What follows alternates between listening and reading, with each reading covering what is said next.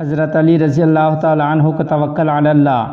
حضرت علی کرم اللہ وجہہ شب میں نفلیں پڑھنے مسجد کو تشریف لایا کرتے تھے۔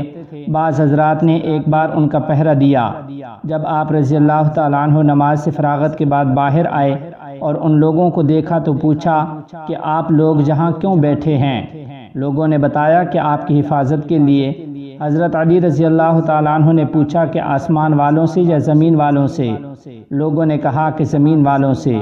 یہ سن کر حضرت علی کرم اللہ وجہہ نے فرمایا کہ جب تک کسی بات کا فیصلہ آسمان میں نہیں ہو جاتا اس وقت تک کوئی چیز زمین پر رونما نہیں ہوتی، اور فرمایا کہ بے شک حقیقت یہ ہے کہ ایمان کی لذت کوئی شخص اس وقت تک نہیں پا سکتا جب تک یہ یقین نہ کر لے کہ جو کچھ اچھا یا برا اسے پہنچا وہ ہٹنے والا نہ تھا، اور جو اسے نہیں پہنچا وہ اسے پہنچنے والا نہیں تھا۔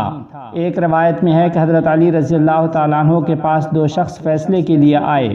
آپ ایک دیوار کے نیچے بیٹھے ہوئے تھے۔ کسی شخص نے عرض کیا کہ حضرت یہ دیوار گرنے والی ہے۔ آپ رضی اللہ تعالیٰ عنہ نے فرمایا کہ تو جا، اللہ حفاظت کے لیے کافی ہے۔